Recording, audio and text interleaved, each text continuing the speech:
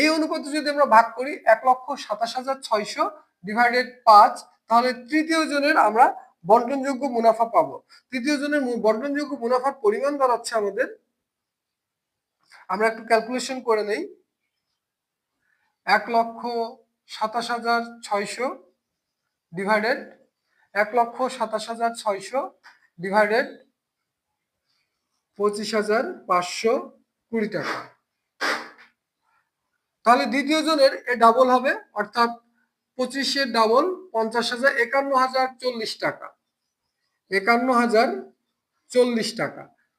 প্রথম জনেরও ঠিক তাই হবে, 51,040 টাকা। এই পর্যন্ত যদি অঙ্কটা থাকতো তাহলে অঙ্কটা আমাদের কোনো সমস্যাই থাকতো না।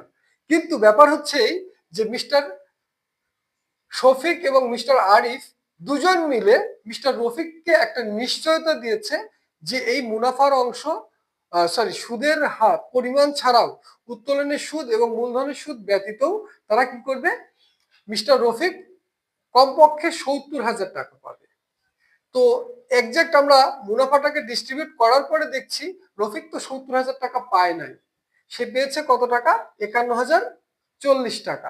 তাহলে 70,000 টাকা পুষতে এক্সাক্ট তার কম আছে কত টাকা, সেটাকে আমরা বিয়োগ করছি। 70,000 মাইনাস 51,040 টাকা, তাহলে তার কম পড়েছে এখানে 18,960 টাকা। তাহলে আমরা এখন এখানে কি করব, যোগ নিশ্চয়তাকৃত অর্থ,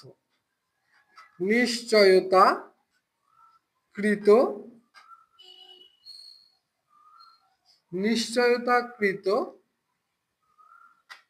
অর্থ যার পরিমাণ দাঁড়ালো 18,960। তাহলে এখন যোগ করলে আমরা কি হচ্ছে, মিস্টার রফিককে 70,000 টাকা দিয়ে দিলাম।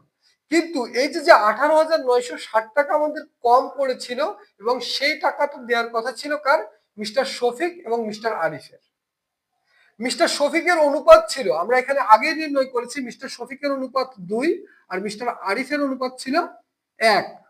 তাহলে এই 2 আর 1 যোগ করলে আমাদের যোগফল দাঁড়ায় 2 যোগ 1, তাহলে আমাদের যোগফল দাঁড়ায় 3। টোটাল টাকাটাকে আমাদের কম পড়েছে এখানে কত টাকা, 18,960 টাকা। এই 18,960 কে আমরা কি করব, 3 দিয়ে ভাগ করব, যার 2 ভাগ দেবে মিস্টার শফিক আর 1 ভাগ দেবে মিস্টার আরিফ। তাহলে 18,960 আমরা একটু ক্যালকুলেশন করি, 70,000 টাকা পুষতে কম ছিল 18,960 টাকা। সেই 18,960 টাকাটা দেবে কে কে, অবশ্যই মিস্টার শফিক এবং মিস্টার আরিফ।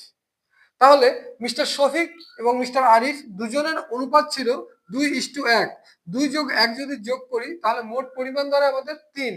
তাহলে 18,960 ডিভাইডেড 3 দিয়ে যদি ভাগ করি তাহলে 1 ভাগ হবে বাদ প্রত্যাভূত অর্থ, প্রত্যাভূত অর্থ 1 ভাগ দাঁড়াচ্ছে আমাদের 6,320 টাকা, 6,320 টাকা, যেটাকে বিয়োগ করলে মিস্টার আরিফ পাচ্ছে 19,200 টাকা, 19,200 টাকা। আর শফিক দেবে অবশ্যই 2 ভাগ, সেই 2 ভাগের পরিমাণ কত হচ্ছে, 6 এর ডবল 12, 6,320, তাহলে হবে অবশ্যই 12,640 টাকা বাদ প্রত্যাভূত অর্থ, প্রত্যাভূত অর্থ 12,620 টাকা, যেটাকে বিয়োগ করলে আমাদের দাঁড়াচ্ছে 38,400 টাকা। এই ছিল আমাদের খ নম্বর রিকোয়ারমেন্টের টোটাল কার্যক্রমটা।